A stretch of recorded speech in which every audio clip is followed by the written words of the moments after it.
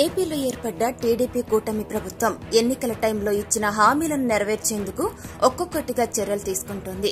ఈ నేపథ్యంలోనే ఇటీవల సీఎం చంద్రబాబు బాధ్యతల స్వీకరణ సమయంలో డీఎస్సీ నోటిఫికేషన్ పై తొలి సంతకం చేయగా, అలాగే ల్యాండ్ టైటిల్ యాక్ట్ మరియు పలు ప్రధాన అంశాలపై సైతం సీఎం సంతకాలు చేశారు. ఆ టైంలో ప్రకటిస్తారనుకున్న మహిళలకు ఉచిత బస్సు ప్రయాణ ప్రకటన వెల్లడి కాలేదు.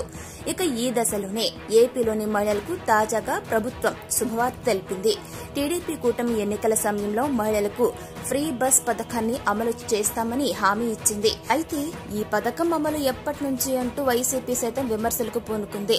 ఇలా పథకం అమలు గురించి సందేహాలు వ్యక్తమవుతున్న తరుణంలో రాష్ట్ర రవాణా శాఖ మంత్రి రామ్ ప్రసాద్ రెడ్డి శుభవార్త ప్రకటించారు. మంత్రి మాట్లాడుతూ తమ కూటమి ప్రభుత్వం ఎన్నికల టైంలో ఇచ్చిన ప్రతి ఒక్క హామీని కూడా నెరవేరుస్తుందన్నారు.